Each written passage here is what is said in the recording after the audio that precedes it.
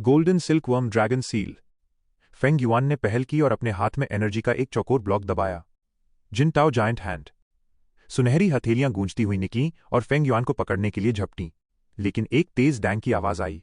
जिनटाओ giant hand ने मा शुआन के तीनों आदमियों को आसानी से धूल चटा दी थी, पर फेंग युआन तक पहुंचते पहुंचते इसका असर इतना ही बचा था जैसे वो उसकी हड्डियां चटकाकर उसे मालिश दे रहा हो। डांग डांग। गोल्डन सिल्कवर्म ड्रैगन सील सीधे सुनहरी हथेली पर फट पड़ा। हथेली झंझना उठी और कानों के पर्दे फटने लगे। Vanishing fire. Dark inflammation. छू लिन ने अपनी उंगलियां मोड़ी और बिना मौका दिए फेंग युआन पर हमला कर दिया। बैंग। वैनिशिंग फायर जोर से फटा और उसने सीधे फेंग युआन के काले आर्मर के चीथड़े उड़ा दिए, पर डार्क इन्फ्लेमेशन उसकी चमड़ी को भेद नहीं पाई। फेंग युआन का शरीर चमका और डार्क इन्फ्लेमेशन तुरंत झटककर दूर जा गिरी। हवा में ही वो धीरे धीरे बुझ गई। Bang. Golden silkworm dragon seal सीधा चू लिन से टकराया। इससे चू लिन के ग्रीन शैडो आर्मर में भी एक छेद हो गया। ली युबाई के खंजर से बना ये आर्मर सामने वाले के काले आर्मर से कहीं ज्यादा मजबूत था। तुम्हारा खेल खत्म हो गया हो तो अब मैं तुम्हारा किस्सा हमेशा के लिए खत्म कर दूं, फेंग युआन ने ठंडी सांस छोड़ते हुए कहा और उसकी एनर्जी तेजी से बढ़ने लगी। The golden rule of haven. आसमान और जमीन के बीच मौजूद जीन एनर्जी उबलने लगी थी। जमीन हल्की हल्की कांप रही थी और वो उमड़ती हुई सुनहरी रोशनी किसी चमकते सूरज जैसी लग रही थी।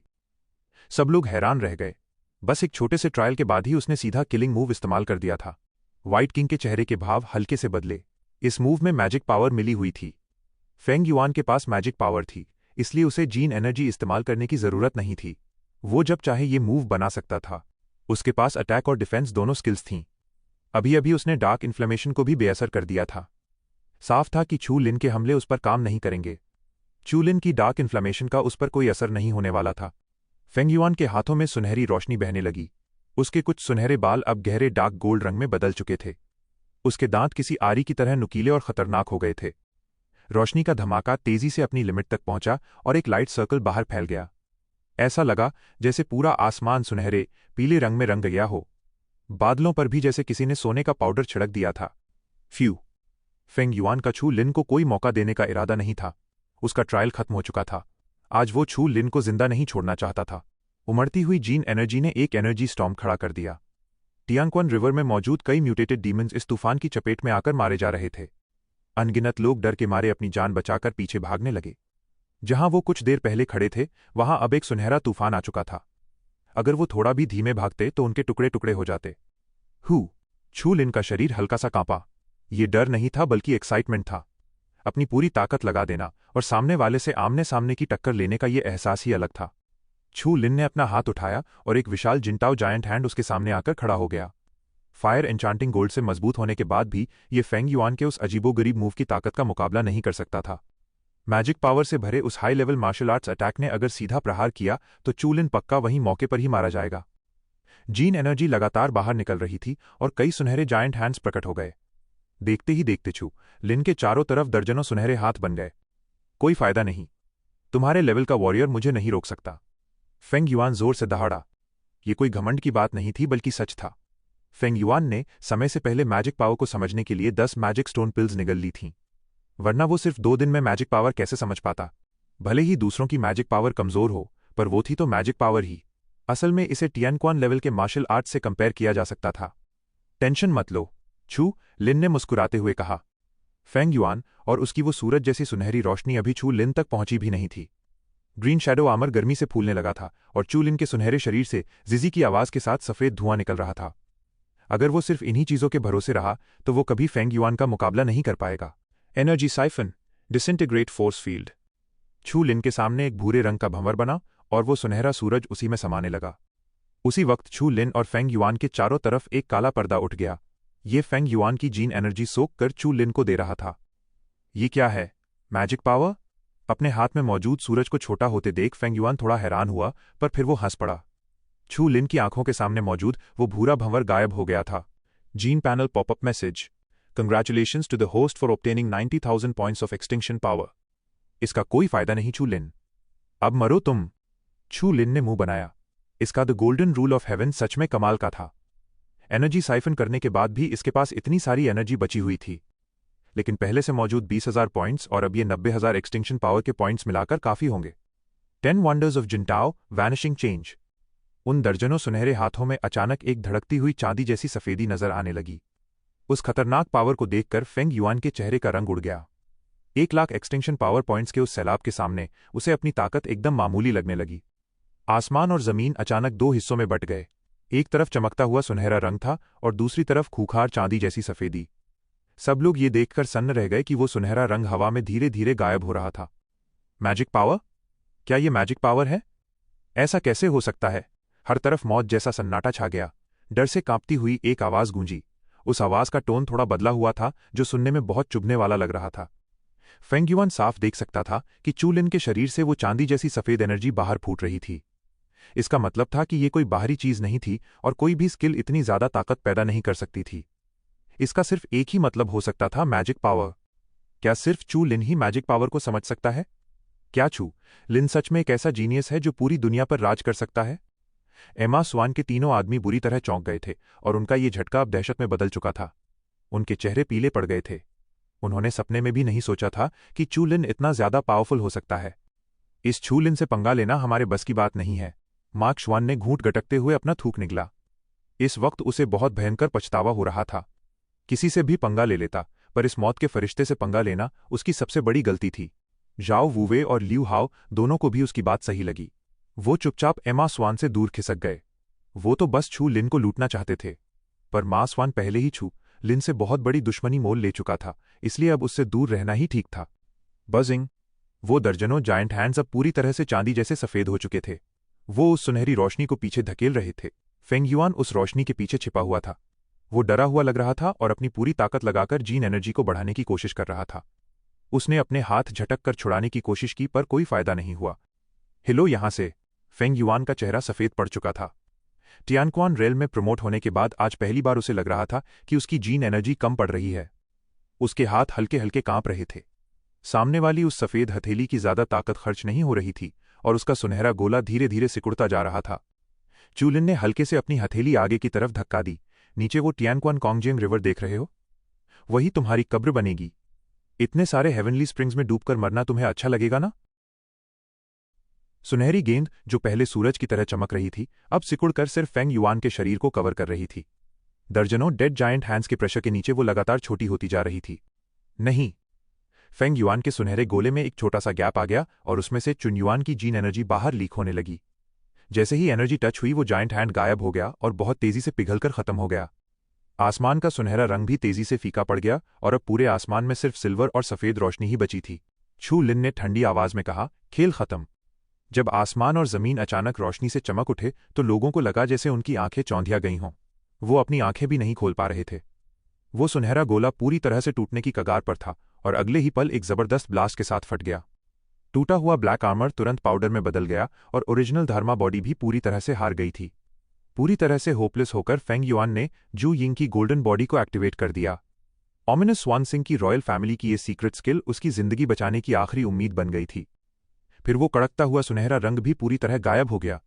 नहीं! एक जोरदार दहाड़ गूंजी। फेंग युआन जमीन में धंस गया और बची हुई सारी एनर्जी जमीन से जा टकराई, जिससे वहां मौजूद सारी रेत, पत्थर और मिट्टी एकदम से गायब हो गए। थोड़ी देर बाद जब रोशनी कम हुई तो लोगों ने खौफ में नीचे देखा। एक बहुत बड़े गड्ढे में फेंग युआन की बुरी हालत पड़ी थी। गड्ढे के तल पर सड़े हुए मांस का एक लोथड़ा धीरे धीरे रेंग रहा था। उसकी सांसें इतनी धीमी थीं कि जीन एनर्जी की फ्लक्चुएशन को ट्रैक कर पाना भी इम्पॉसिबल था। हर तरफ एकदम डेड साइलेंस छा गया। वो सारे लोग जिन्हें अपनी ताकत पर बहुत गुरूर था, नीचे मरते हुए फेंग युआन को देखकर उनका गला सूख गया था। जब उन्होंने वापस छू लिन की तरफ देखा तो उनकी आंखों में साफ पैनिक नजर आ रहा था। सिर्फ एक मूव से सुपरनैचुरल पावर को समझ लेना और इतने भयानक मूव्स का इस्तेमाल करना उन लोगों को डराने के लिए काफी था। इस पॉइंट पर उनकी नज़र में चू लिन का लेवल अब साउथ ईस्ट चाइना के असली रूलिंग क्लास वाले स्ट्रॉन्गमैन को सीधी टक्कर दे रहा था। छू लिन ने बिना किसी इमोशन के नीचे उस गड्ढे को देखा और फिर अपने हाथ के एक इशारे से एक लाल रंग की चीज उसके हाथों में आ गिरी। एक लाल पत्थर, ब्लडी स्टोन। ब्लडी स्टोन का इस्तेमाल ब्लडी ट्रेजर को खोलने के लिए किया जाता था।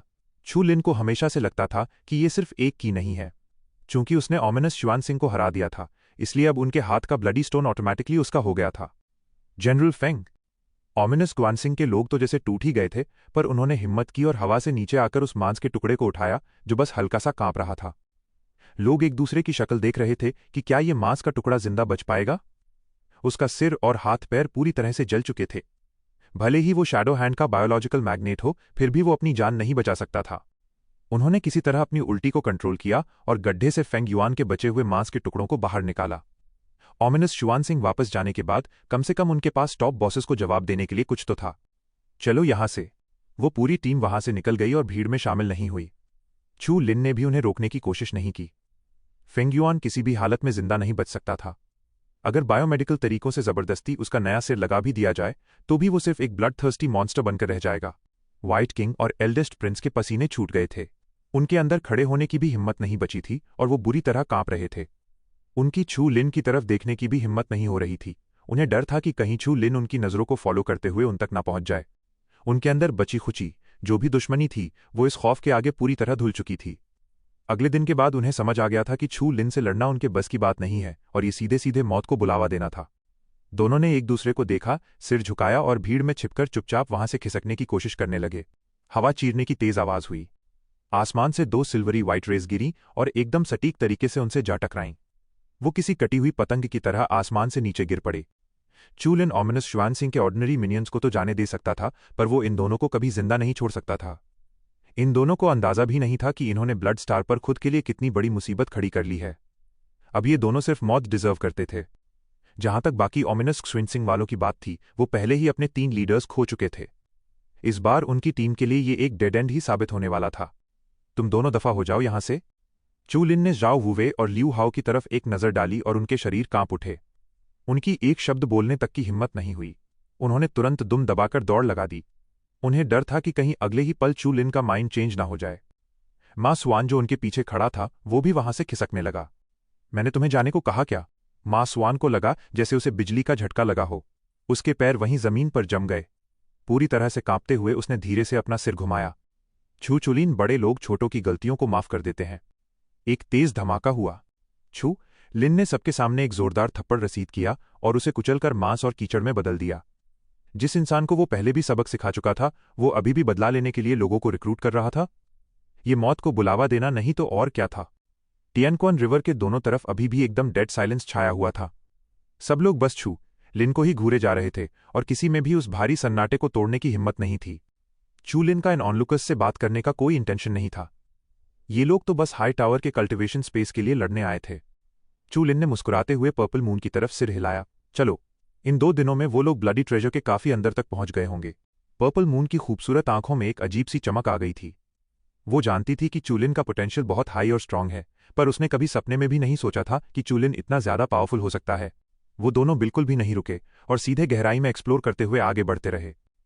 जैसे जैसे वो ब्लडी ट्रेजर के अंदर जा रहे थे, एम्प्टी आइलैंड पर मौजूद बिल्डिंग्स की गिनती बढ़ती जा रही थी। वहां कुछ बेहद शानदार महल एक साथ खड़े थे और कुछ पुरानी सेक्टेरियन साइट्स भी एकदम अलग से हाईलाइट हो रही थीं। चू लिन की नजरें उन एम्प्टी आइलैंड्स पर घूम रही थीं।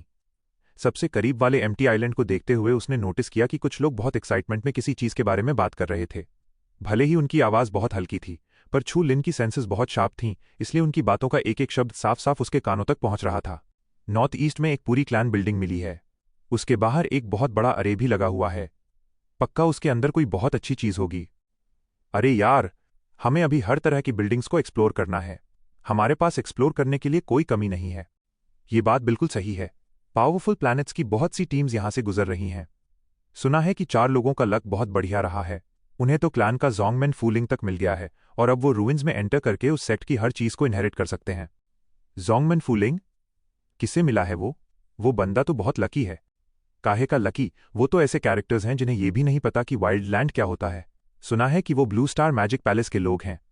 Blue star magic palace? छू लिन के शरीर में एक तेज झुरझुरी दौड़ गई। उसने अपना सिर झटका और अंदर उठने वाली बिना वजह की खुशी को कंट्रोल किया। स्टार डीमन पैलेस के वो 4 लोग बहुत चांसेस थे कि ये लोग जुआंग होंग और बाकी के 3 ही होंगे। अगर ये यून हुई तो वो दूसरी पार्टी पक्का उसे ढूंढने की कोशिश करेगी। ओह! छू लिन ने एक गहरी सांस छोड़ी। उसकी एनर्जी अचानक से बढ़ी और उस जबरदस्त प्रेशर ने उन लोगों को अपनी जगह पर ही जमा दिया। छू लिन धीरे धीरे उड़ता हुआ उन लोगों के पास पहुंचा। टियांगक्वान सूडो श्वानक्यांग। वो 5 लोग डरी हुई बटेर की तरह एक साथ कांप रहे थे।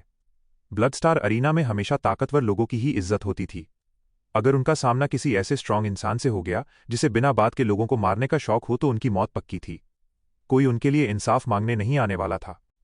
चू लिन ने दहशत में डूबे उन लोगों की तरफ देखा तुम लोग जोंगमेन साइट के बारे में किस डायरेक्शन की बात कर रहे थे? उन पांचों की सांसें जैसे अटक ही गईं। उनमें से एक ने हिम्मत करके अपने पीछे की तरफ इशारा किया। चू लिन ने ये देखा और अपना प्रेशर हटा लिया। वो और पर्पल मून उसी डायरेक्शन में आगे बढ़ गए। पता चला कि वो दोनों टियान क्वान स्यूडो श्वानक्यांग के मास्टर्स थे। सबने चैन की सांस ली। किस्मत अच्छी थी कि सामने वाले ने उन्हें मारा नहीं, वरना टियान क्वान स्टेट के मिडिल लेवल वाली उनकी ताकत के साथ उनका मरना एकदम तय था। जिस आदमी ने चू लिन को रास्ता बताया था, उसके दिमाग में एक आइडिया आया। टियान क्वान लेवल पर इतने आराम से बात करने वाले लोग मुश्किल से ही मिलते थे।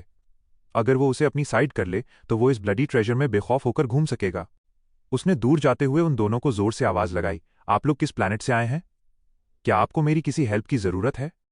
चू लिन काफी दूर जा चुका था और उसकी आवाज दूर आसमान से गूंजती हुई आई, मैं उसी वाइल्ड एरिया से हूं जिसके बारे में तुम बात कर रहे थे, ब्लू स्टार मैजिक पैलेस। पांचों लोग वहीं हवा में जम गए।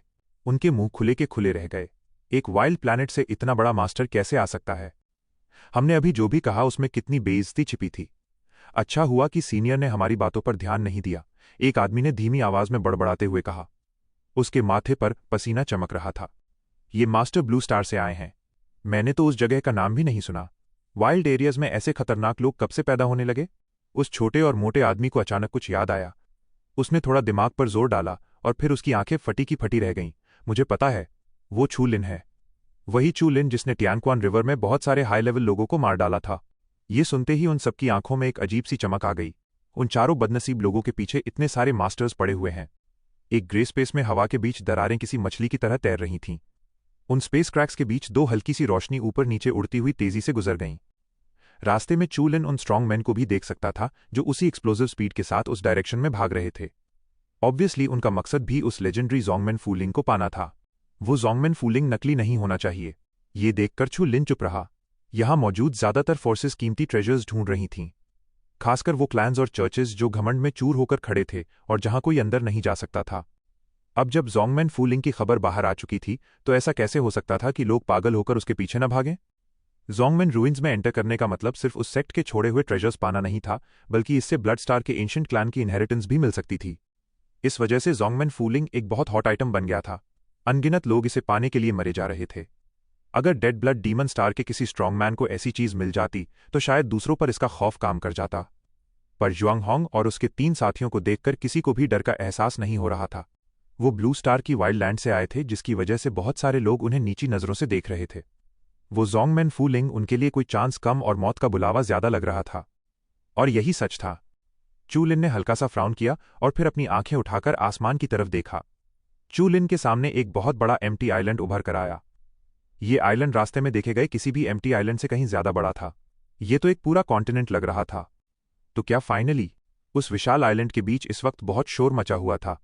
आसमान से लगातार लोग नीचे गिर रहे थे और नीचे मौजूद भारी भीड़ में शामिल होते जा रहे थे। आवाज की लहरें किसी समंदर की तरह उठ रही थीं और पूरे स्पेस में गूंज रही थीं। इस वक्त स्नो टेम्पल को छोड़कर बाकी सारे एंशिएंट टेम्पल्स पूरी तरह बर्फ से ढके थे और उन्हें एकदम खाली कहा जा सकता था। इसके अलावा वो हॉल गहरे पीले रंग के लाइट कर्टन से घिरा हुआ था।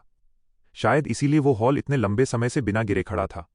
उस घनी रोशनी के नीचे एक टावर के शेप वाला पत्थर का पिलर शान से खड़ा था। उस पिलर पर लिखे कॉम्प्लेक्स कैरेक्टर्स हल्के हल्के दिखाई दे रहे थे। अंडरग्राउंड पैलेस में मिले उस ट्रेडिशनल मास्टर की मेमोरी की वजह से उसने एक ही नज़र में उस टेक्स्ट का मतलब समझ लिया। वन हिजोंग ब्लड कलर अलायंस का 14वां गेट। चू लिन को इस ब्लडी ट्रेजर की हिस्ट्री नहीं पता थी, पर उन लाइनों का मतलब साफ बता रहा था कि ये सेक्ट रास्ते में मिलने वाले छोटे मोटे सेक्ट से बिल्कुल अलग था। वरना ये अब तक इतना स्ट्रांग नहीं बचता और ना ही इसे सैकड़ों सेक्ट्स के बीच 14वां कहा जाता। लोगों की नजरें उस लाइट कर्टन पर टिकी थीं और वहां खड़े 4 लोग बुरी तरह कांप रहे थे। उनके हाथों में वही जोंगमेन फूलिंग था जिससे तेज रोशनी निकल रही थी। लोगों की आंखों में लालच, तरस और बर्बादी का मजाक भरा हुआ था। इतने सारे स्ट्रांगमैन से घिरे हुए वो चारों बस कटने के लिए तैयार भेड़ बकरियों की तरह लग रहे थे। उनके अंदर विरोध करने की कोई ताकत नहीं बची थी। और ये चारों कोई और नहीं बल्कि जुआंगहोंग और उसके साथी थे, जिन्हें ये जोंगमेन फूलिंग मिला था। इस वक्त उनके चेहरे का रंग उड़ चुका था और वो आसमान में मौजूद उन सारे स्ट्रांगमैन को देख रहे थे। जोंगमेन फूलिंग मिलने की वो सारी खुशी अब हवा हो चुकी थी। उनका दिमाग एकदम क्लियर था कि अगर किसी ने भी जरा सी हिलने की हिम्मत की तो अगले ही पल उन पर हमलों की ऐसी बारिश होगी जो उनके चीथड़े उड़ाकर रख देगी। जुआंगहोंग के चेहरे पर एक फीकी सी मुस्कान थी। उसने कभी नहीं सोचा था कि बात यहां तक पहुंच जाएगी। वो तो बस अपनी किस्मत आजमाना चाहता था, पर गलती से उसे ये जोंगमेन फूलिंग मिल गया और उसी के चक्कर में ये छुपा हुआ जोंगमेन रूइंस भी सबके सामने आ गया। इसीलिए वो पावरफुल लोग उन शार्क मछलियों की तरह यहां खींचे चले आए थे जिन्हें खून की महक मिल गई हो। उन्होंने हलचल महसूस की और सीधे उन तक पहुंच गए। जुआंग होंग के उन चारों साथियों के अरमानों पर पानी फिर चुका था। उन स्ट्रांग लोगों की आंखों में मौजूद लालच ऐसा लग रहा था जैसे वो उन्हें जिंदा चबा जाएंगे। अगर वहां और भी ज्यादा पावरफुल फोर्सेस जमा होकर सिचुएशन को कुछ देर के लिए रोक न देती तो वो चारों वहीं मौके पर ही बुरी तरह मारे जाते। अब हम क्या करें? उन चारों में से जो मोटा आदमी कॉन्गटाई था, वो बुरी तरह डरा हुआ लग रहा था। डर के मारे उसके चेहरे का सारा मोटापा हिल रहा था। उसने बहुत दुखी होकर जुआंग होंग की तरफ देखा। जुआंग होंग और उसके साथियों ने ब्लड स्टार अरीना में बहुत सारे एडवेंचर्स किए थे। शुरुआत में उन्होंने चूलिन के प्रोटेक्शन में ढेर सारे रिसोर्सेज जमा कर लिए थे। चूलिन से सेफली अलग होने के बाद उन्होंने तेजी से टियानक्वान लेवल तक ब्रेक थ्रू कर लिया था। बाद में उन्हें किस्मत से टियानक्वान क्रिस्टल मिल गया। उसे आपस में बांटने के बाद वो चारों टियानक्वान रेल्म के मिडिल लेवल तक पहुंच गए थे। लेकिन आज लग रहा था जैसे उनकी किस्मत पूरी तरह से जवाब दे चुकी है और अब उनका लक ही उन्हें उल्टे मुंह काट रहा था। जुआंग होंग को अच्छे से पता था कि उसकी ताकत इन लोगों के दांत खट्टे करने के लिए बिल्कुल भी काफी नहीं थी। उसने कसकर अपनी मुट्ठियां भींची पर उसे कोई रास्ता समझ नहीं आ रहा था। उसके अंदर गहरी निराशा छाने लगी। वो लोग किसी भी कीमत पर इस सिचुएशन का सामना नहीं कर सकते थे। उन चारों में से इकलौती लड़की डिंगयान थोड़ी डरी हुई थी। हमें किसी तरह इस जोंगमैन फू लिंग को सेफ जगह पर रखने का तरीका ढूंढना चाहिए। इतने लंबे समय के बाद कहीं बिग ब्रदर चू लिन भी इस मुसीबत में ना फंस जाएं। जुआंग होंग की आंखें लाल हो चुकी थीं और उसने कसकर अपने दांत पीस लिए। हम ये चीजें छोड़ रहे हैं, पर अगर हम इन्हें दे भी दें तो भी हम इन चोरों को कोई फायदा नहीं उठाने देंगे। जुआंग होंग की खून जैसी लाल आंखों में एक अजीब सी ठंडक भरी थी। सामने 5 डेड ब्लड डीमंस की फोर्स खड़ी थी। ये सब ओमिनस स्वान सिंह को सीधी टक्कर देने के काबिल थे। और तो और इन पांचों डेड ब्लड डीमन स्टार्स के लीडर्स ट्यांगक्वान स्यूडो शुआन के पीक लेवल के स्ट्रांगमैन थे। इन पांचों में से हर कोई बैक टू शुआनजिंग रेल्म में ब्रेक थ्रू कर सकता था। इतने सारे पावरफुल लोगों की भीड़ में सबसे ज्यादा रुतबा इन्हीं पांचों का था। जुआंग होंग को थोड़ा आगे बढ़ते देख काले कपड़े पहने एक आदमी ने मजाक उड़ाते हुए हाहा करके हंसना शुरू कर दिया। ओह, लगता है तुमने अपना डिसीजन ले लिया है। तो बताओ, क्या सोचा है तुमने? जुआंग होंग ने अपनी आंखों का गुस्सा छिपा लिया और हल्के टोन में कहा, हम चारों के पास इस जोंगमैन फू लिंग को रखने की औकात नहीं है। तुम लोग चाहो तो इसे ले सकते हो, लेकिन मेरी एक बात है। काले कपड़े वाले आदमी की आंखों में चमक आ गई। लेकिन क्या? पर इसे खोलने के लिए हमारे पास सिर्फ 5 ही हिस्से हैं। ये बात सुनते ही उन सारे डेड ब्लड डीमंस के बीच एक अजीब सा माहौल बन गया। सारे स्ट्रांगमैन एक दूसरे को घूरने लगे और अपनी अपनी सिचुएशन के बारे में सोचने लगे। अभी हल्की हल्की फुसफुसाहट शुरू ही हुई थी कि काले कपड़े वाले आदमी ने ठंडी सांस छोड़ते हुए कहा, हमारे बीच फूट डाल रहे हो? तुम बहुत चालाक हो। स्ट्रांग लोग बेवकूफ नहीं होते। बाहर इतने सारे लोग लालच भरी नजरों से देख रहे थे, इसलिए ये आपस में लड़ने का सही टाइम नहीं था। ग्रे कपड़े पहने एक बूढ़े आदमी ने रुखेपन से कहा, लड़के, हम अपनी चीजें कैसे बांटेंगे ये बताने की तुम जैसी चींटियों को कोई जरूरत नहीं है। चुपचाप जोंगमैन फूलिंग हमारे हवाले कर दो, वरना मैं तुम्हारी हड्डियों का चूरा बना दूंगा। प्लान फेल हो गया। जुआंग होंग ने गहरी सांस ली। उसकी ये छोटी सी ट्रिक किसी काम नहीं आई। उसने कॉन्गटाई की तरफ देखा और मजबूरी में वो तालिस्मान हवा में उछाल दिया जो सामने खड़ी भीड़ की तरफ उड़ने लगा। अपने सामने उन जोंगमैन फू लिंग को उड़ता देख उन पांचों बड़े ब्लड डीमंस के बीच जीन एनर्जी उबलने लगी थी, पर किसी ने भी पहले हमला करने की हिम्मत नहीं की। इस वक्त उन्हें बहुत अच्छे से पता था कि अगर किसी ने भी पहले हाथ बढ़ाया तो बाकी 4 फोर्सेस तुरंत उस पर टूट पड़ेंगी। उनकी पांचों फोर्सेस एक ही स्केल की थीं। अगर आपस में मारकाट मची तो पांचों फोर्सेस के बहुत सारे एलीट फाइटर्स मारे जाएंगे। भीड़ की नजरों के सामने वो चारों जोंगमैन फू लिंग धीरे धीरे उन पांचों फोर्सेस की तरफ उड़ रहे थे। जब उन सब की लालची नजरें आपस में टकरा ही रही थीं कि अचानक एक तेज बिजली जैसी रोशनी वहां आ गिरी। पा की तेज आवाज गूंजी। तीनों जोंगमैन फू लिंग हवा में पीछे की तरफ उड़े। जुआंग होंग और उसके साथियों की आंखों के सामने वो एक बार फिर उन्हीं के पास हवा में लटकने लगे। कौन है बे? जोंगमैन फू लिंग को अपने सामने आकर वापस जाते देख वो पांचों फोर्सेस गुस्से से पागल हो उठीं। उनकी आवाजों में खौफनाक किलिंग इंटेंट भर गया। जीन एनर्जी के प्रेशर से पूरा एम्प्टी आइलैंड गूंजने लगा। भले ही मेरा ब्लू स्टार एक वाइल्ड प्लैनेट है, पर यह कोई ऐसी जगह नहीं है जहां तुम जैसे लोग अपनी मर्जी से धौंस जमा सको। भीड़ के सिरों के ऊपर से एक आवाज गूंजी और फिर सबकी नजरें अचानक से वहां प्रकट हुए उन 2 चेहरों पर जाकर टिक गईं। बिग ब्रदर चू लिन, सिस्टर पर्पल मून। उन दोनों को देखकर जुआंग होंग हैरान भी था और खुश भी। उसकी आंखों में एक्साइटमेंट साफ झलक रहा था। लेकिन अगले ही पल जुआंग होंग असलियत में वापस आ गया और उसका चेहरा टेंशन से भर गया। बेशक वो जानते थे कि चू लिन की रेपुटेशन अब कोई छोटी बात नहीं थी। ओमिनस स्वान सिंह जैसे खतरनाक लोग भी चू लिन का कुछ नहीं बिगाड़ पाए थे, पर इस वक्त उनके सामने 5 डेड ब्लड डीमंस खड़े थे।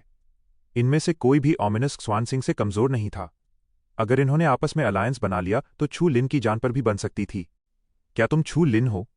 जब जुआंग होंग और उसके साथी गुस्से में थे, तभी उन पांचों फोर्सेस में से उस काले कपड़े वाले आदमी ने भी उसे पहचान लिया। अच्छा, तो तुम ही वो मुसीबत की जड़ चू लिन हो जो हमेशा ओमिनस स्वांगसिंग से पंगा लेता रहता है? मुझे लगा था कि तुम बहुत पावरफुल होगे, पर तुम तो सिर्फ एक टियानक्वान स्यूडो श्वान निकले। एक और डेड ब्लड डीमन स्टार के कैप्टन ने जोर से हाहा करके हंसना शुरू कर दिया। वो चू लिन को बिल्कुल भी भाव नहीं दे रहा था।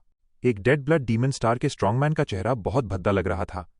किसी की उसे लूटने की हिम्मत कैसे हो सकती थी? चू लिन, अगर ओमिनस श्वानसिंग तुम्हें पकड़ नहीं पाया तो इसका मतलब ये नहीं कि हम भी तुमसे डर जाएंगे।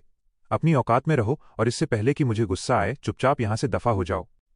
चू लिन ने उनकी बकवास को इग्नोर किया और एकदम फ्लैट टोन में बोला, चूंकि ये जोंगमैन फूलिंग मेरे 4 दोस्तों को मिला है, इसलिए ये उन्हीं का है। तुम लोग खुद को समझते क्या हो? क्या तुम्हें अपने किए की सजा मिलने का डर नहीं है? ये सुनते ही उस काले कपड़े वाले आदमी के चेहरे का रंग बदल गया। इस लड़के की इतनी हिम्मत कि वो उनके सामने ही उनका मजाक उड़ा रहा था। लड़के, मैं तुम्हें अपनी जुबान संभालने की वार्निंग देता हूं। ओमिनस क्वांगसिंग से पंगा लेना तुम्हारी सबसे बड़ी भूल है। ओमिनस श्वानशिंग का फेंग युआन अब बैक टू श्वानजिंग रेल में ब्रेक थ्रू कर चुका है। अगर उसे पता चला कि तुम यहां हो तो तुम्हारी मौत पक्की है, और तुम यहां खड़े होकर बड़ी बड़ी बातें हाँक रहे हो। चू लिन ये सुनकर थोड़ा हैरान हुआ और फिर हंस पड़ा। टियांगक्वान रिवर के किनारे उसने फेंग युआन को जो धूल चटाई थी, उसकी खबर अभी तक इस तरफ नहीं पहुंची थी। बिग ब्रदर चू लिन, हमें ये जोंगमैन फूलिंग नहीं चाहिए। अच्छा होगा कि हम इसे उन्हें दे दें। चलिए जल्दी से यहां से निकलते हैं। जुआंग होंग बुरी तरह टेंशन में आ गया था। उसने चू लिन की तरफ देखते हुए धीमी आवाज में कहा। उन्हें भी 1 घंटे पहले हुई उस घटना के बारे में कुछ पता नहीं था।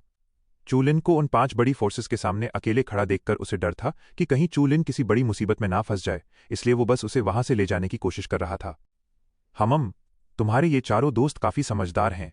चू लिन, चुपचाप वो जोंगमैन फूलिंग हमें दे दो और यहां से दफा हो जाओ। मुझे अपने हाथ गंदे करने पर मजबूर मत करो। ग्रे कपड़े वाले उस बूढ़े आदमी की आवाज बहुत भारी थी। उसकी ताकत टियानक्वान स्यूडो स्वान के पीक लेवल पर अटकी हुई थी। फेंग युआन की तरह वो भी किसी भी वक्त बैक टू श्वानजिंग रेल में प्रमोट हो सकता था, इसलिए वो अपनी बातों में चू लिन को बिल्कुल भी भाव नहीं दे रहा था।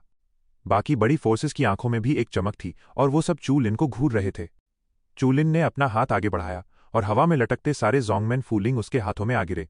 ये सारे कमांड्स मेरे हाथ में हैं। अगर तुम लोग इन्हें छीन सकते हो तो ये तुम्हारे हैं। ग्रे कपड़े वाले उस बूढ़े को लगा था कि चू लिन वो चीजें उसकी तरफ फेंक देगा, पर चू लिन ने उन जोंगमैन फूलिंग को बस हल्के से हवा में उछाला। उसका इन्हें किसी को भी सौंपने का कोई इरादा नहीं था। तुम्हारी मुझे बेवकूफ बनाने की हिम्मत कैसे हुई? उस ग्रे कपड़े वाले बूढ़े आदमी की किलिंग इंटेंट अचानक से बाहर फूट पड़ी। उसकी जीन एनर्जी तेजी से ब्लास्ट हुई। जुआंग होंग और उसके साथी भी चौंक गए थे। बात इतनी आगे कैसे बढ़ गई? क्या वो लोग मरना चाहते हैं? वो सब बस दिल ही दिल में ठंडी सांस ले सकते थे। चूंकि चू लिन ने अपना एटीट्यूड साफ कर दिया था, इसलिए अब वो लोग उसे मना भी नहीं कर सकते थे। चू लिन, थोड़ी सी रेपुटेशन क्या मिल गई, तुम खुद को न जाने क्या समझने लगे हो। आज मैं तुम्हें सिखाता हूं कि दूसरों के साथ बिहेव कैसे करते हैं। अगले ही पल उस ग्रे कपड़े वाले बूढ़े ने अपनी जीन एनर्जी को एक्सट्रीम लेवल तक पुश कर दिया और एक बहुत पावरफुल जीन एनर्जी का सैलाब बाहर फूट पड़ा। चू लिन की आंखें हल्की सी सिकुड़ गईं। उस ग्रे कपड़े वाले बूढ़े की ताकत सच में काफी अच्छी थी। वो ओमिनस श्वानसिंग के व्हाइट किंग से थोड़ा ज्यादा पावरफुल था। यहां तक कि ब्लड कलर्ड टेम्पल का काले आर्मर वाला फेंग युआन भी शायद इस बूढ़े का मुकाबला नहीं कर पाता। पर अफसोस कि इन लोगों तक खबर बहुत लेट पहुंची थी। चू लिन अब वो नहीं रहा था जो वो पहले हुआ करता था। वो ग्रे कपड़े वाला बूढ़ा आदमी किसी बिजली की तरह तेजी से आगे बढ़ा और उसकी दहाड़ किसी खूंखार शेर जैसी लग रही थी। उसी वक्त उसने अपना दूसरा हाथ आगे बढ़ाया और चू लिन के हाथ से वो चारों जोंगमैन फूलिंग छीनने की कोशिश की। ये देखकर उन 5 फोर्सेस के लोगों की आंखें गुस्से से लाल हो गईं और वो भी किसी भी पल हमला करने के लिए तैयार हो गए। वो उस ग्रे कपड़े वाले बूढ़े को इतनी आसानी से जोंगमैन फूलिंग कैसे ले जाने दे सकते थे? ग्रे कपड़े वाले बूढ़े का यह हमला बहुत खौफनाक लग रहा था, पर उसके इस ताबड़तोड़ हमले के जवाब में चू लिन ने बस हल्के से अपना हाथ आगे किया और उसकी हथेली सुनहरे रंग में चमकने लगी। बैंग! जीन एनर्जी से बना वो खूंखार शेर चू लिन की हथेली से टकराया। उसने एक हल्की सी चीख निकाली और फिर उसके टुकड़े टुकड़े हो गए। क्रीक! चू लिन ने जब जोर से मुट्ठी भींची तो वो शेर पूरी तरह से टूटकर बिखर गया और उसकी सारी एनर्जी धुएं में बदलकर हवा में उड़ गई। ओह, इतने से लेवल पर मुझे शर्मिंदा करने चले हो। इससे पहले कि वो ग्रे कपड़े वाला बूढ़ा कुछ समझ पाता, एक सुनहरी हथेली ने तूफान खड़ा कर दिया और उस बूढ़े को हवा में दूर उछाल दिया। एक तेज आवाज आई और वो ग्रे कपड़े वाला बूढ़ा हवा में उड़ता हुआ दूर जाकर एक फ्लोटिंग आइलैंड से टकराया। पफ! उस बूढ़े ने मुंह खोलकर अपने खून से सने दांत बाहर थूक दिए। उसे सूखी खांसी आने लगी और उसकी सांसें बुरी तरह उखड़ गई थीं। जो लोग अपनी आंखें फाड़े इस तमाशे को देख रहे थे, उन्हें सच में यकीन नहीं हो रहा था कि बात यहां तक पहुंच जाएगी। उन्हें लग रहा था कि चू लिन ही इस लड़ाई में मात खाएगा, क्योंकि एक तरफ वो था जिसने अभी अभी टियानक्वान स्यूडो श्वान में ब्रेक थ्रू किया था और दूसरी तरफ पुरानी जनरेशन का एक बहुत स्ट्रांग आदमी था।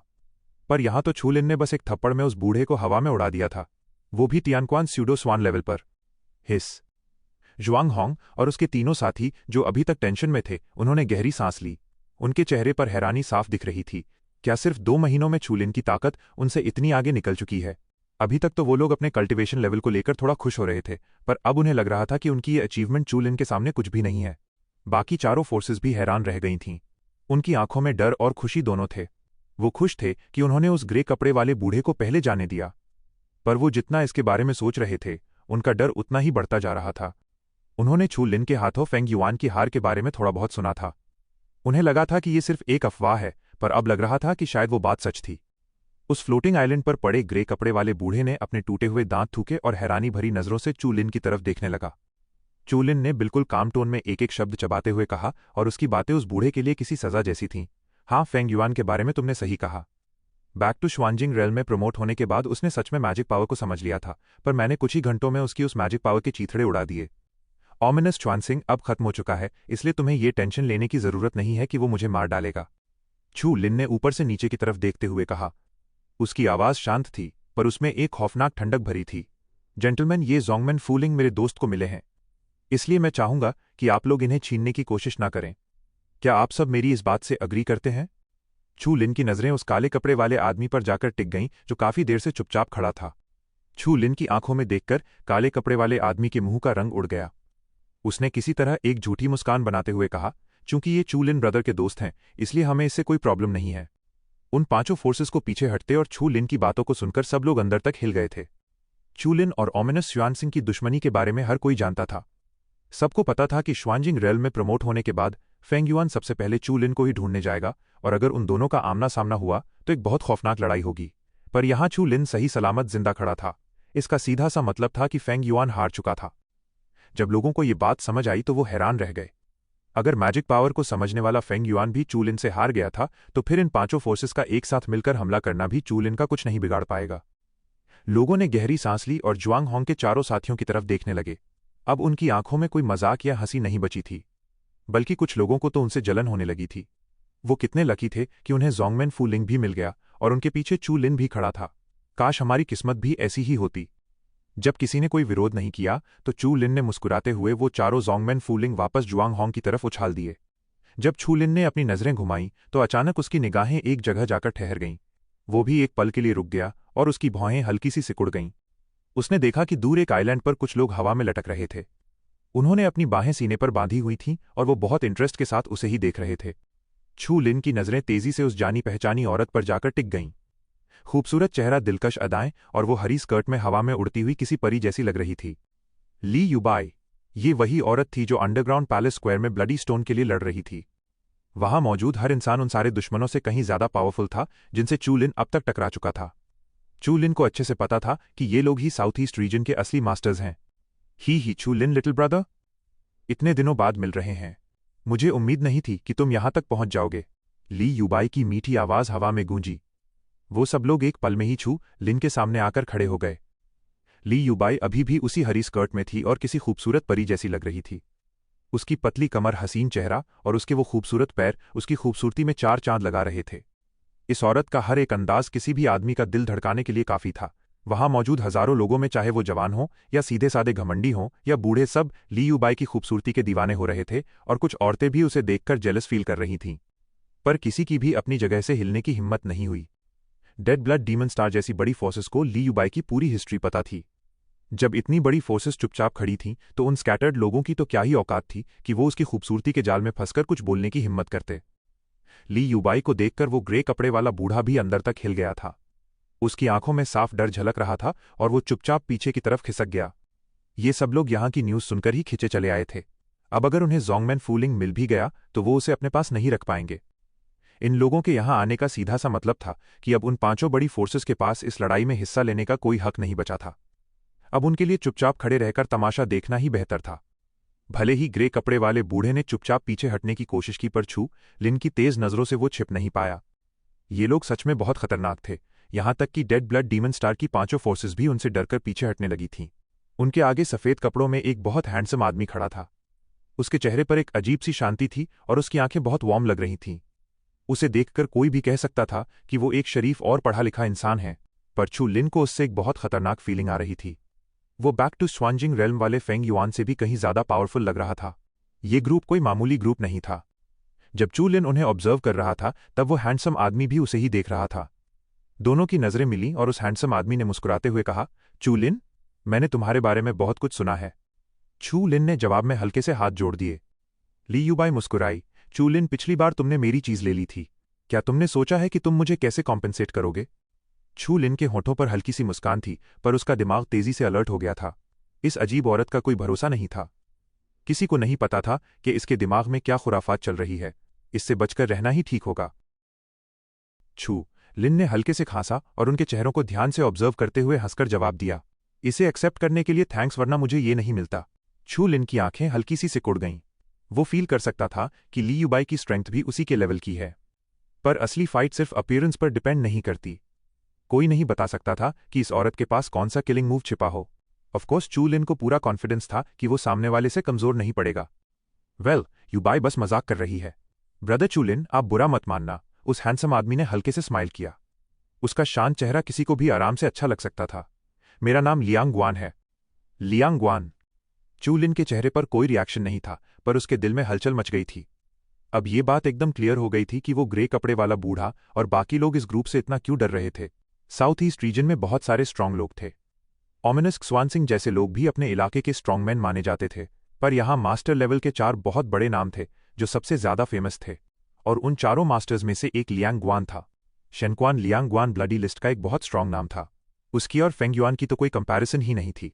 आसपास खड़े लोग ये नाम सुनकर पूरी तरह से शॉक में थे। चारों तरफ एकदम से शोर मच गया।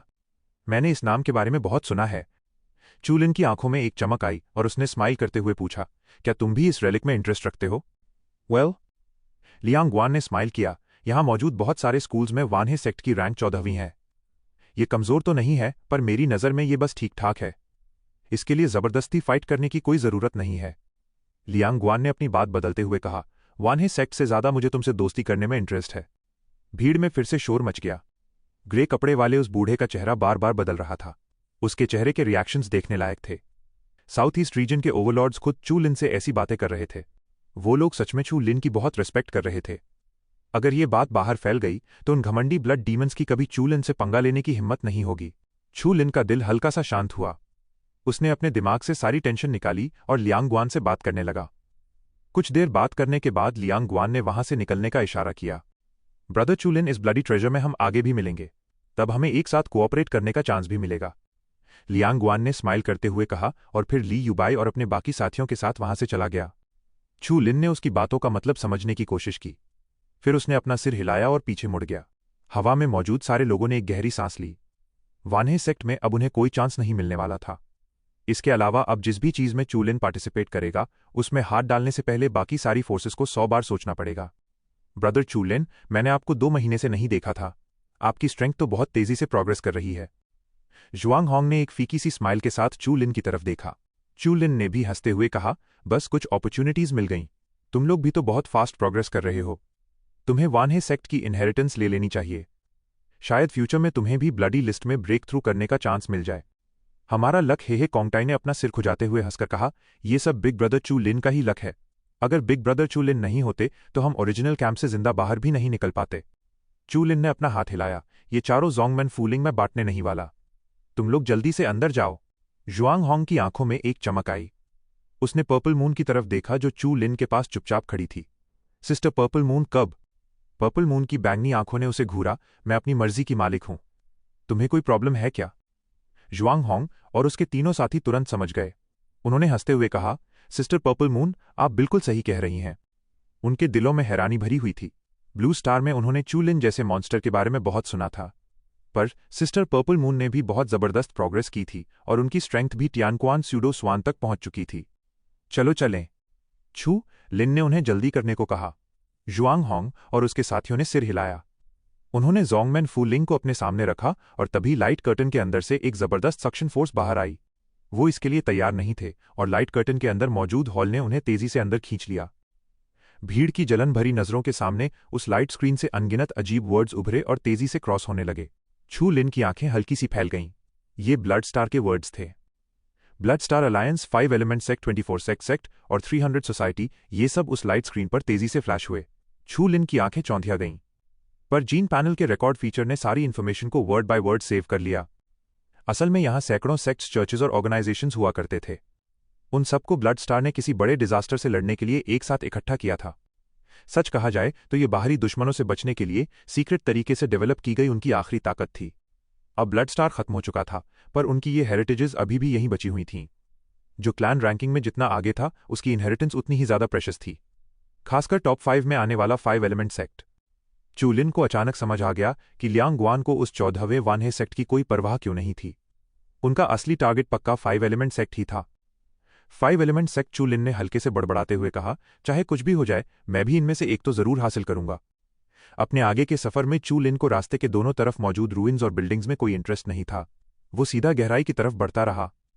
जब उसे 14वां वानहे सेक्ट ही नहीं चाहिए था, तो रास्ते में मिलने वाली इन छोटी मोटी चीजों में वो अपना टाइम क्यों वेस्ट करता। एक दिन का सफर तेजी से गुजर गया। अगले दिन चू लिन और पर्पल मून अपने सामने मौजूद एक सी ऑफ क्लाउड्स को देख रहे थे।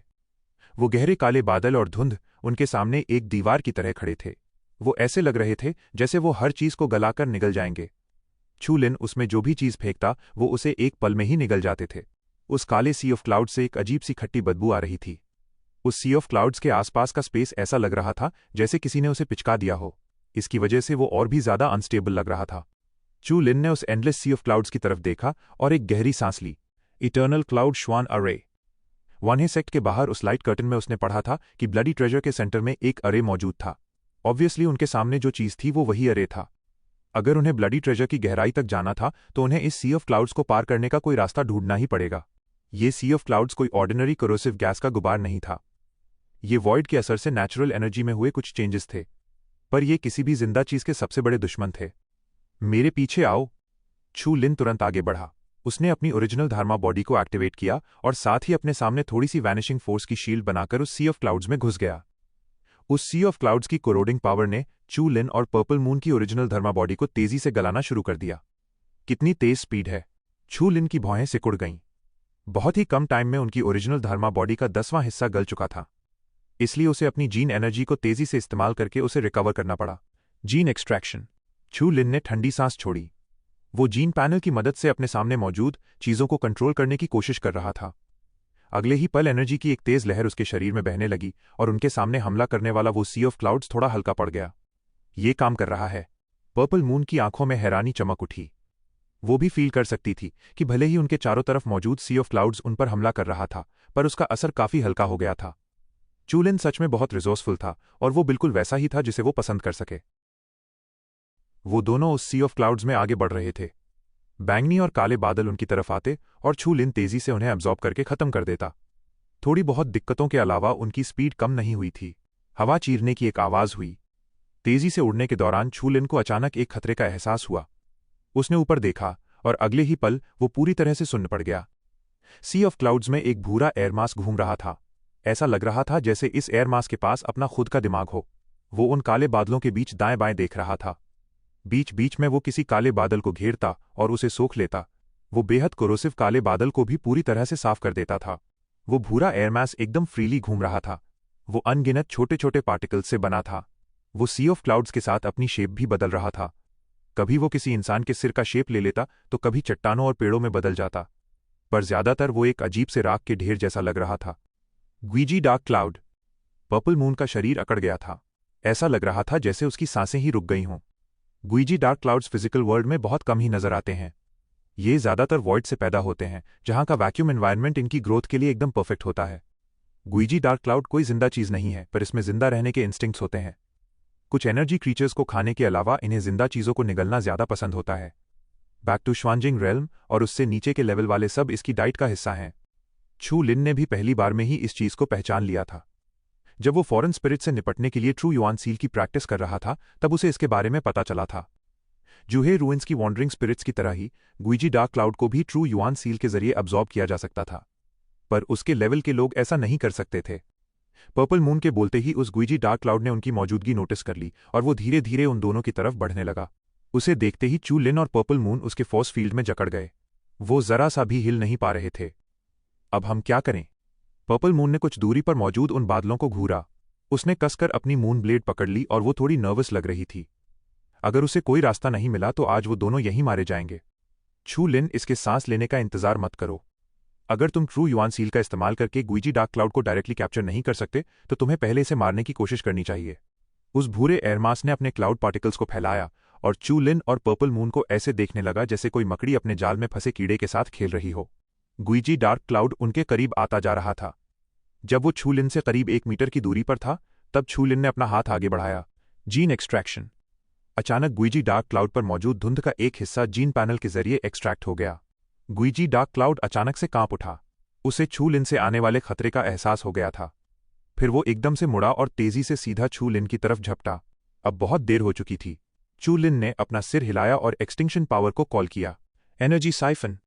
खूंखार गुइजी डार्क क्लाउड एकदम से शांत हो गया। उसका आधा शरीर उस भूरे भंवर से जा टकराया। उसका बाकी का आधा शरीर बुरी तरह कांप रहा था। उसे मौत का एहसास हो चुका था। छू लिन ने मुंह बनाया। वो बादल एक वॉश बेसिन के साइज से सिकुड़कर एक पिंग पोंग बॉल जितना छोटा हो गया था। इस बार उसने लगातार हैंड सील्स बनाना शुरू कर दिया। ट्रू युआन सील। गुइजी डार्क क्लाउड कांप उठा और सीधे चू लिन की उंगली पर मौजूद उस चमकते हुए लाइट स्पॉट में समा गया। एक बार फिर से वहां सन्नाटा छा गया। सी ऑफ क्लाउड्स चुपचाप बह रहा था और अपने रास्ते में आने वाली हर चीज को गलाने की कोशिश कर रहा था। छू लिन के शरीर में एक सिहरन दौड़ गई। अगर उसके पास इसे रोकने का तरीका नहीं होता तो वो पक्का उस भूत के पेट में दफन हो चुका होता। पर्पल मून भी अंदर से कांप उठी थी। उसने अपनी आंखें झपकाईं। क्या काम हो गया? छू लिन ने एक फीकी सी स्माइल दी। काम तो हो गया, पर हम किसी दूसरे का सामना नहीं कर सकते, वरना हम पक्का मारे जाएंगे। भले ही जीन एक्सट्रैक्शन भी गुइजी डार्क क्लाउड की एनर्जी निकाल सकता था, पर उसकी एक्सट्रैक्शन स्पीड बहुत कम थी। ऐसे में एनर्जी साइफन ही सबसे सही तरीका था। पर एनर्जी साइफन का कूलिंग टाइम 1 दिन का था, इसलिए इसे कुछ समय के लिए दोबारा इस्तेमाल नहीं किया जा सकता था। चू लिन का दिमाग तुरंत अलर्ट हो गया। इस सिचुएशन में उसे डेविल टच को उसकी मैक्सिमम रेंज तक खोलकर रखना होगा। अगर उसे कोई दूसरा गुइजी डार्क क्लाउड दिखा तो उसे दूर से ही अपना रास्ता बदलना होगा। चलो यहां से। हालांकि छू लिन की स्पीड थोड़ी कम हो गई थी, पर रास्ते में उन्हें कोई और मुसीबत नहीं मिली। जीन एक्सट्रैक्शन की वजह से चू लिन को लगातार एनर्जी मिल रही थी, इसलिए उसे जीन एनर्जी की कमी की कोई टेंशन नहीं थी। पर बाकी बड़ी फोर्सेस के वॉरियर्स की हालत पक्का बहुत खराब होगी। छू लिन ने अपना सिर हिलाया। वो लोग जो भी करें उसे बस अपनी फिक्र थी। लगातार उड़ने के बाद चू लिन ने नोटिस किया कि सी ऑफ क्लाउड्स अब थोड़ा हल्का होने लगा था।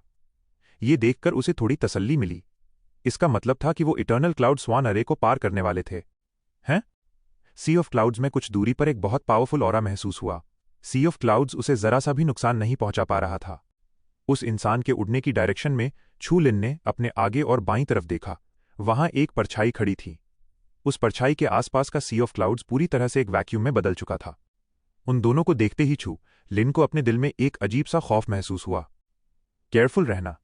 पर्पल मून को भी कुछ गड़बड़ लग रही थी। उसने धीमी आवाज में वार्निंग दी। इस खौफनाक सी ऑफ क्लाउड्स में ऐसा नजारा देखकर चू लिन का सावधान होना लाजमी था। किस्मत से वो काफी दूर थे। वो दोनों लोग काफी जल्दी में लग रहे थे और उन्होंने अभी तक चू लिन और पर्पल मून को नोटिस नहीं किया था। ये लोग क्या कर रहे हैं? आखिर यहां चल क्या रहा है? छू लिन की आंखों में टेंशन साफ दिख रही थी। उसे उन लोगों से एक बहुत भयंकर खतरे का एहसास हो रहा था। साउथ ईस्ट रीजन का वो लियांगग्वान भी इनके सामने कुछ नहीं था। इनका ऑरा कुछ अजीब लग रहा है। पर्पल मून ने बहुत ही धीमी आवाज में फुसफुसाते हुए छू लिन को वार्निंग दी। पर्पल मून की सांसें चू लिन के कानों से टकरा रही थीं और उसकी नाक तक एक हल्की सी लेवेंडर की खुशबू आ रही थी। पर यह टाइम इन ख्यालों में खोने का नहीं था। छू लिन को भी समझ आ रहा था कि उन दोनों लोगों में कुछ तो गड़बड़ थी। वो ब्लड स्टार अरीना के लोगों से एकदम अलग लग रहे थे। क्या ये लोग ब्लड स्टार अरीना के बाहर से आए थे? पर ब्लड स्टार अरीना को यूनिवर्स की बहुत पावरफुल ईविल फोर्सेस कंट्रोल करती थीं। उनसे ऐसी कोई चूक नहीं हो सकती थी। छू लिन के दिमाग में कई ख्याल आ रहे थे। वो दोनों लोग आपस में धीरे धीरे कुछ बात कर रहे थे। पर डेविल टच की मदद से चू लिन उनके कुछ लफ्ज सुनने में कामयाब हो गया। क्या तुम्हें वो मिले? नहीं। ये स्टारफील्ड उनके हाथों में नहीं पड़ना चाहिए। छू लिन का शरीर सन रह गया और वो अंदर तक कांप उठा। ये लोग जो भी करने की कोशिश कर रहे थे वो छू लिन के लेवल से बहुत ऊपर की बात थी। उसने ऐसी बातें सुन ली थीं। वो तो बस एक वाइल्ड लैंड ब्लू स्टार से आया हुआ एक मामूली इंसान था। भले ही उसके पास बहुत सारी चीजें थीं, पर ब्लडी कॉम्पिटिशन अभी भी उसकी नजरों में बहुत बड़ी बात थी। और यहां ये दोनों लोग एक पूरे स्टारफील्ड के लिए लड़ रहे थे। जल्दी निकलो यहां से। चू लिन ने तुरंत पर्पल मून का हाथ पकड़ा और तेजी से पीछे हटने लगा। कोई है वहां? छू लिन की हलचल ने आखिर उन्हें अलर्ट कर ही दिया। भले ही सी ऑफ क्लाउड्स में ऑरास पूरी तरह से डिसऑर्डर्ड थे और जीन एनर्जी की फ्लक्चुएशन बिल्कुल महसूस नहीं हो रही थी, पर छू लिन उनसे कैसे छिप सकता था। वो चिल्लाने की आवाज किसी मौत के फरमान की तरह सीधा छू लिन के कानों में चुभी। छू लिन के होश उड़ गए थे। उसने तुरंत अपनी एक्सट्रीम स्पीड लगाई और तेजी से भागने लगा, पर उसी वक्त उसके बाएं हाथ में पकड़ा हुआ ब्लडी स्टोन तेजी से गायब हो गया। ब्लडी स्टोन स्पेस में छिपते ही चू लिन को लगा कि पूरा स्पेस बुरी तरह हिल रहा है, जैसे उस बॉम्बार्डमेंट से सब कुछ चूर चूर हो जाएगा। किस्मत से स्पेस का वाइब्रेशन धीरे धीरे कम हो गया और ज्यादा देर तक नहीं चला। छू लिन का दिल अभी भी रिलैक्स नहीं हुआ था। ब्लडी स्टोन डायमेंशनल स्पेस में छिप सकता था, पर किसे पता था कि इन दोनों अजीब लोगों के पास कोई स्पेशल एबिलिटी हो। ब्लडी स्टोन स्पेस में एकदम डेड साइलेंस था। छू लिन सांस लेने तक की हिम्मत नहीं कर रहा था। वो अपनी जगह पर बैठा रहा और उसने अपनी सांसें रोक लीं। उसे ऐसा लगा जैसे कोई सीक्रेट एनर्जी आसपास स्वीप कर रही है जो ब्लडी स्टोन के ऊपर से गुजरकर दूर जा रही थी। ये इंस्पेक्शन काफी देर तक चला और फिर धीरे धीरे रुक गया। तब जाकर छू लिन ने धीरे से सांस छोड़ी और जमीन पर लेट गया। इस वक्त छू लिन अभी भी बाहर नहीं जा सकता था। जब भी वो ब्लडी स्टोन स्पेस से बाहर निकलता, वो उसी एंट्री पॉइंट के पास पहुंच जाता। इससे उन दोनों लोगों को पक्का शक हो जाता। सी ऑफ क्लाउड्स में काले बादलों ने अपने आप रास्ता बना दिया और वो दोनों लोग उनके बीच से गुजरने लगे। उनके चेहरे एकदम कोल्ड थे और नजरें बहुत शार्प लग रही थीं। वो दोनों लोग भाग गए। उनमें से एक ने फ्राउन किया और ठंडी सांस छोड़ते हुए कहा, कहीं हमारा प्लान एक्सपोज तो नहीं हो गया। दूसरे आदमी का चेहरा एकदम कोल्ड था। उसकी आंखों में ब्लैक और व्हाइट स्ट्राइप्स बह रही थीं। अगले ही पल वो ब्लैक और व्हाइट स्ट्राइप्स एक नॉर्मल ब्राउन प्यूपिल में बदल गईं। मुझे भी वो नहीं मिले, पर हमारी बातचीत कोई बहुत कॉन्फिडेंशियल नहीं थी। इसमें कोई प्रॉब्लम नहीं है। जो लोग ब्लडी कॉम्पिटिशन में हिस्सा लेने आए हैं वो किसी बहुत बड़े आदमी के डिसेंडेंट्स नहीं हो सकते।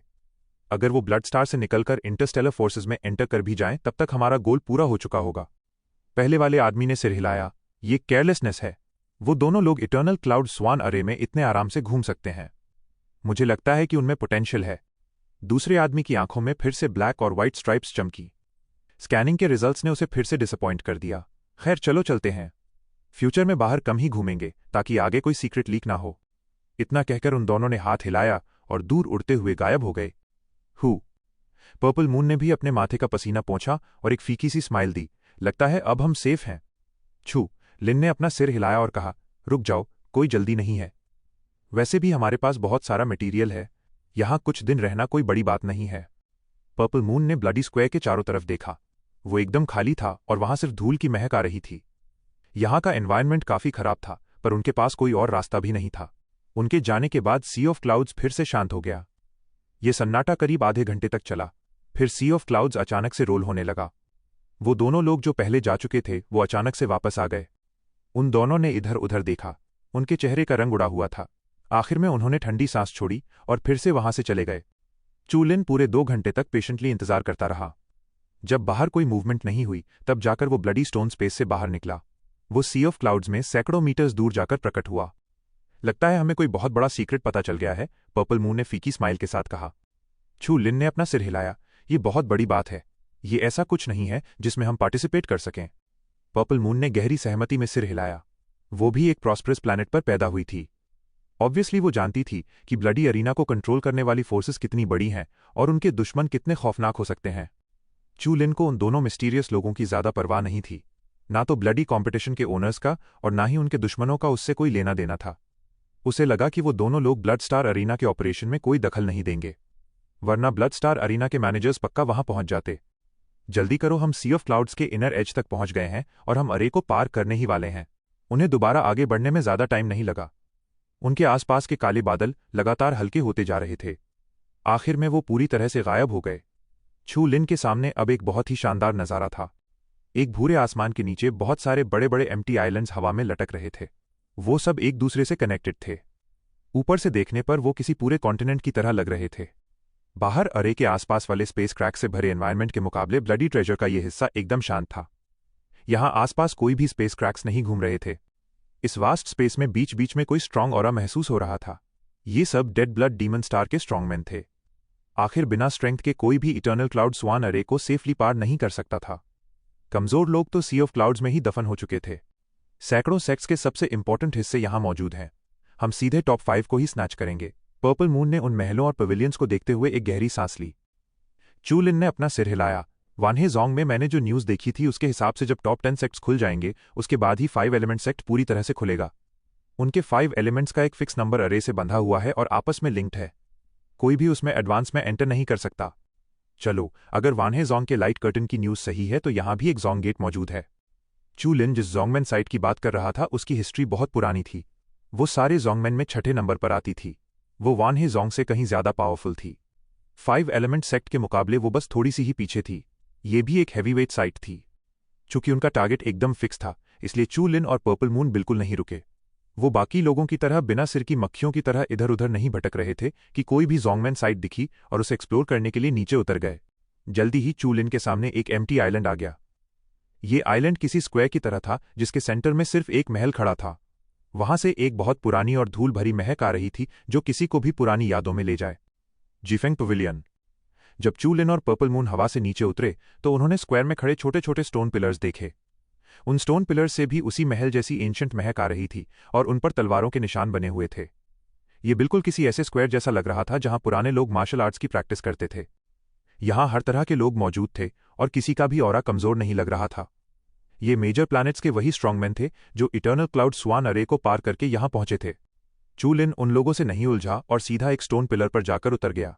वहां से उसने आसपास के एरिया को इंस्पेक्ट करना शुरू कर दिया। आसपास मौजूद स्ट्रांग लोग भी चू लिन को ही देख रहे थे और उनके बीच हल्की हल्की फुसफुसाहट शुरू हो गई। क्या ये वही चू लिन है जिसने ओमिनस क्वान सिंह को हराया था? ये सच में एक बड़ा टैलेंट है। ये सच में बहुत अनयूजुअल है। एक वाइल्ड प्लैनेट पर पैदा होने के बाद भी यहां तक पहुंचना कोई मजाक नहीं है। इसके लेवल में कुछ तो खास बात है। चू लिन आसानी से उनकी बातें सुन सकता था। उनकी बातें सुनकर वो भी थोड़ा हैरान था। उसने उम्मीद नहीं की थी कि ओमिनस श्वान सिंह के हारने की खबर इतनी जल्दी फैल जाएगी। चू लिन की नजरें हॉल के चारों तरफ घूमी। उसे समझ आ गया कि यहां कुछ स्कैटर्ड लोगों के अलावा 3 सबसे बड़ी फोर्सेस मौजूद थीं। चू लिन ने इन तीनों फोर्सेस को पहले कभी नहीं देखा था। उन तीनों फोर्सेस के आगे उनके लीडर्स बहुत प्राइड के साथ खड़े थे। उन तीनों ने शुरू से लेकर आखिर तक एक बार भी चू लिन की तरफ पलट कर नहीं देखा था। साफ था कि वो बहुत एरोगेंट थे, पर उनके शरीरों से निकलने वाले स्ट्रॉन्ग ऑरा को देखकर लग रहा था कि उनके पास इस घमंड को दिखाने का पूरा हक था। पर कुछ ही सेकंड्स में वो हजारों लाइट स्पॉट्स गायब हो गए और चू लिन ने उन सबको कलेक्ट कर लिया। Gene panel popup message. Congratulations to the host, 1 kilogram of bone marrow of the fierce tooth lion. Chu Lin के हाथों में अचानक एक काले रंग का फ्लूइड मटेरियल आ गया। उसमें से एक बहुत खूंखार और वायलेंट सी महक आ रही थी जिसमें थोड़ी धूल भी मिली हुई थी। ये फियर्स टूथ लायन की बोन मैरो थी। ये उसके खून का असली एसेंस था। अगर इसका इस्तेमाल ग्रीन शैडो आर्मर को अपग्रेड करने में किया जाए तो फियर्स टूथ लायन की सोल के जागने के चांसेस बहुत ज्यादा बढ़ जाएंगे। कड़क कड़क कड़क की तेज आवाजें आईं। फियर्स टूथ लायन की रीढ़ की हड्डी ने जैसे अपना सारा सपोर्ट खो दिया था। उस सफेद स्केलेटन पर बहुत सारी दरारें उभर आईं और फिर एक जोरदार धमाके के साथ वो टूटकर बिखर गया, जिससे चारों तरफ धूल का गुबार उड़ने लगा। खांसने की आवाजें गूंज उठीं। उन तीनों ने अपने पैरों के नीचे पड़ी उन खाली हड्डियों को देखा। उनके चेहरों का रंग उड़ चुका था और उनके दिलों में बहुत भयंकर चिड़चिड़ाहट भर गई थी। चू लिन, तुम अपनी लिमिट क्रॉस कर रहे हो। Return to the metaphysical realm वाले वो तीनों स्ट्रांग लोग अंदर से बहुत खफा थे और उनका दिमाग एकदम खराब हो चुका था। चू लिन हल्के से हंसा और उसने उस फियर्स टूथ लायन की बोन मैरो को अपनी पॉकेट में रख लिया। अरे, जहां तक मुझे याद है ये फियर्स टूथ लायन किसी की जागीर नहीं है। यहां हर कोई अपनी एबिलिटी के हिसाब से ही तो चीजें हासिल कर रहा है ना? क्या तुम लोगों को कोई प्रॉब्लम है? Return to the metaphysical realm वाले एक लंबे और पतले आदमी ने गुस्से से घूरते हुए कहा, चू लिन, मुझे पता है कि तुम्हारे पास अच्छी स्किल्स हैं, पर हमने इस फियर्स टूथ लायन को मिलकर मारा है। अगर तुम अकेले ही इसका सारा फायदा उठा लोगे तो क्या ये कुछ ज्यादा नहीं हो जाएगा? बिल्कुल सही। पीले कपड़े वाले उस आदमी ने तुरंत हाँ में हाँ मिलाई। क्यों ना हम इस फियर्स टूथ लायन की बोन मैरो को 4 हिस्सों में बांट लें और हम सब एक एक हिस्सा रख लें। कैसा रहेगा? चू लिन ने ठंडी सांस छोड़ी। भले ही उसकी बातें सुनने में किसी डिस्कशन जैसी लग रही थीं, पर उसका टोन एकदम ऑर्डर देने वाला था जिसे कोई मना नहीं कर सकता था। चू लिन बिल्कुल भी नहीं डरा और उसकी आंखें एकदम शांत थीं। सब लोग ध्यान से सुन लो। मुझे इस फियर्स टूथ लायन की बहुत ज्यादा जरूरत है, इसलिए मैं इसे तुम लोगों के साथ शेयर नहीं कर सकता। उन तीनों ने उसे घूर कर देखा, पर किसी ने हमला नहीं किया। वो चू लिन से बहुत ज्यादा चिढ़े हुए थे, पर खजाने के सामने खड़े होकर अपने ही लेवल के किसी स्ट्रांग इंसान से लड़ना एकदम बेवकूफी वाला काम था। चलो यहां से। उन तीनों ने कुछ पल आपस में बात की, फिर चू लिन को एक खूंखार नजर से देखा और नीचे खुले हुए पैलेस गेट की तरफ उड़ गए। भीड़ में हलचल मच गई। लोग धीरे धीरे होश में आए और एक दूसरे की शक्ल देखने लगे। उन्हें यकीन ही नहीं हो रहा था कि साउथ ईस्ट रीजन के ये 3 इतने फेमस चेहरे चूलिन के सामने चुपचाप पीछे हट गए थे। लगता था कि कुछ दिन पहले वाली चूलिन की वो अफवाह एकदम 100% सच थी। फियर्स टूथ लायन की हड्डियों पर खड़े चूलिन के चेहरे पर एक हल्की सी स्माइल आ गई। यही स्ट्रेंथ और रेपुटेशन का फायदा था। अगर फेंग युआन के साथ हुई उस फाइट से पहले वाली बात होती तो वो तीनों इतनी आसानी से हार नहीं मानते और पक्का छीनने के लिए मरने मारने पर उतारू हो जाते। आज का ये नज़ारा साफ बता रहा था कि वो लोग चू लिन को कितनी अच्छी तरह से पहचान चुके थे और उनके दिलों में उसका कितना खौफ था। चू लिन ने आराम से पर्पल मून से कहा, चलो चलकर जिफेंग पवेलियन की इनहेरिटेंस देखते हैं। हम बहुत लंबे समय से इसका इंतजार कर रहे थे। वो हॉल बहुत बड़ा और खुला खुला था। उसके कॉरिडोर्स किसी सब्जी मंडी की तरह आड़े तिरछे बने हुए थे। उस हॉल में एक बहुत पुरानी और कांस्टेंट सोर्स वाली महक भरी हुई थी जिसे महसूस करके कोई भी हैरान रह जाए। लोगों की भीड़ अंदर आते ही उस हॉल में एक नई जान आ गई थी। पर सबसे हैरानी की बात यह थी कि उस रास्ते में कोई भी ट्रेजर या रिसोर्सेज मौजूद नहीं थे। यहां तक कि एक ब्लड क्रिस्टल का टुकड़ा तक नजर नहीं आ रहा था जो बाहर कहीं भी आसानी से मिल जाता था। वो हॉल पूरी तरह से खाली था, वहां कुछ भी नहीं था। छू लिन ये सोचे बिना नहीं रह सका कि क्या उनके आने से पहले ही यहां कोई और आ चुका था। पर अगर ध्यान से देखा जाए तो ये बात भी गले नहीं उतर रही थी। अगर कोई यहां खजाने ढूंढने आया भी होगा तो भी वो जगह को इतना साफ तो नहीं कर सकता था। भीड़ ने अपनी स्पीड बढ़ाई और कुछ ही मिनट्स बाद वो जिफेंग पवेलियन के मेन हॉल में पहुंच गए। Return to the metaphysical realm वाले वो तीनों स्ट्रांग लोग वहां पहले ही पहुंच चुके थे और उनके चेहरे बहुत भद्दे लग रहे थे। अरे यार, इस जगह पर कुछ है क्यों नहीं? यहां तो किसी जानवर का एक बाल तक नहीं पड़ा है। क्या यहां पहले भी कोई आ चुका है? क्या इसीलिए इस जोंगमेन साइट में कोई लाइट कर्टन डिफेंस नहीं था? बिल्कुल नहीं। कोई चीजों को इतना साफ कैसे कर सकता है? जमीन पर किसी के पैरों के निशान तक नहीं है और बाकी सारे अरेंजमेंट्स भी एकदम कंप्लीट लग रहे हैं। यहां किसी का आना या कुछ चुराकर ले जाना इम्पॉसिबल है। मेन हॉल में मौजूद हर इंसान पूरी तरह से कंफ्यूज था। चू लिन ने बहुत ध्यान से सोचा। यहां मौजूद उस पुरानी और धूल भरी महक से साफ पता चल रहा था कि इसे खुले हुए बहुत लंबा समय बीत चुका था, इसलिए किसी के यहां आने का कोई सवाल ही नहीं उठता था। चू लिन ने आसपास देखा और फिर मेन हॉल के सेंटर में मौजूद एक स्टोन टैबलेट पर उसकी नजर गई। क्या इसमें कोई इन्फॉर्मेशन है? चू लिन तेजी से चला और उस स्टोन टैबलेट के सामने जाकर खड़ा हो गया। वो स्टोन टैबलेट एकदम गहरे काले रंग का था और उस पर कुछ भी लिखा नहीं था। उस पर ऊपर से नीचे तक सिर्फ 3 खरोंच के निशान बने हुए थे। एक तलवार का निशान, एक चाकू का निशान और एक पंजे का निशान। चूलिन ने बहुत ध्यान से उन तीनों निशानों को ऑब्जर्व किया और फिर उसे उन तीनों निशानों से कुछ अजीब सी विजन्स फील होने लगी। आखिर चूलिन इस पूरी भीड़ में टॉप 4 स्ट्रांग लोगों में से एक माना जा रहा था, इसलिए उसकी हर एक हरकत पर लोगों की नजर बनी हुई थी। रिटर्न टू स्वांजिंग वाले वो तीनों स्ट्रांग लोग भी तेजी से उसकी तरफ देखने लगे। जब उन्होंने उस काले स्टोन टैबलेट पर बने उन निशानों को देखा तो उनके दिलों में भी हलचल मच गई। ये तो ऐसा लग रहा है जैसे वो पीले कपड़े वाला लड़का खुद को रोक नहीं पाया। वो आगे बढ़ा और अपने सामने मौजूद उस पंजे के निशान को छूकर फील करने लगा। छू लिन की आंखें हल्की सी सिकुड़ गईं और वो चुपचाप एक कदम पीछे हट गया। सबकी नजरों के सामने उस पीले कपड़े वाले लड़के ने उस पंजे के निशान को छू लिया था और तभी किसी चीज के फटने की तेज आवाज आई। लोगों ने साफ देखा कि उस पीले कपड़े वाले लड़के की छाती पर मौजूद कपड़े अचानक से फट गए थे और उसकी छाती पर हड्डियों की गहराई तक जाने वाले खून से सने 3 खरोंच के निशान उभर आए थे। उसका चेहरा किसी कागज की तरह पीला पड़ चुका था। वो बुरी तरह कांप रहा था और उसके मुंह से खून का एक फव्वारा बाहर निकल पड़ा। उसकी आंखों में भयंकर दहशत साफ नजर आ रही थी। पूरी भीड़ ने खौफ में एक गहरी सांस ली। जो लोग उस स्टोन टैबलेट की तरफ भीड़ लगाकर खड़े थे वो अपने आप पीछे हटने लगे। इन निशानों में कोई आर्टिस्टिक कंसेप्शन छिपा हुआ है? नहीं, ये तो मैजिक पावर है। छू लिन की आंखों में एक गंभीरता आ गई थी और वो अपने सामने मौजूद उन सालों पुराने निशानों को घूर कर देख रहा था। जिस पल उस पीले कपड़े वाले लड़के ने उसे छुआ था, चू लिन ने वहां से एक ऐसी मैजिक पावर को बाहर निकलते महसूस किया था जिसने उसके होश उड़ा दिए थे। इस तरह चू लिन को भी समझ आ गया था कि जिफेंग पवेलियन की इनहेरिटेंस यहीं मौजूद है। ये तो बहुत कमाल की चीज है। उस पीले कपड़े वाले लड़के का शरीर डगमगाया और उसके पैर हल्के हल्के कांप रहे थे, पर उसकी आंखों में लालच और भी ज्यादा बढ़ चुका था। मैजिक पावर, अगर कोई इसे अब्जॉर्ब करके समझ ले तो ये 1 लाख मैजिक स्टोन पिल्स से भी ज्यादा बेहतर था। बैंगनी कपड़े वाला बूढ़ा और वो लंबा पतला आदमी भी बुरी तरह हैरान थे। उन्होंने भी उस स्टोन टैबलेट के अंदर मौजूद उस खौफनाक ताकत को महसूस कर लिया था। ऐसा लग रहा था कि उनका जिफेंग पवेलियन का ये सफर खाली हाथ नहीं जाने वाला था। मेन हॉल में मौजूद हर किसी की हैरान और लालची नजरें उस स्टोन टैबलेट और रिटर्न टू स्वांजिंग वाले उन तीनों मार्शल आर्टिस्ट्स के बीच घूम रही थीं। भले ही ये तीनों साउथ ईस्ट रीजन के फेमस एक्सपर्ट्स थे, पर एक सच में पावरफुल सेक्ट की इनहेरिटेंस के लालच में आकर वो मौत से खेलने के लिए भी तैयार थे। वो किसी भी कीमत पर पीछे हटने वालों में से नहीं थे। हॉल में एक अजीब सा सन्नाटा छा गया था। लेडीज एंड जेंटलमैन, बैंगनी कपड़े वाले उस बूढ़े ने पहल की। उसने आसपास मौजूद भीड़ को देखा और कुछ पल के लिए उसकी नजरें छू लिन पर जाकर टिक गईं। फिर उसने कहा, हम सब यहाँ जिफिंग पवेलियन की इनहेरिटेंस के लिए आए हैं, पर यह स्टोन टैबलेट बहुत एक्स्ट्रॉर्डनरी है और हम कोई लालची या जालिम लोग नहीं हैं। इसलिए अगर हम इस स्टोन टैबलेट को यहीं रहने दें और एक एक करके आगे जाएं तो कैसा रहेगा? जिसे भी ये मिलेगा वो उसकी किस्मत और एबिलिटी होगी। आप लोगों का क्या ख्याल है? भीड़ ये सुनकर थोड़ी खुश हुई, पर जल्दी ही वहां फिर से सन्नाटा छा गया।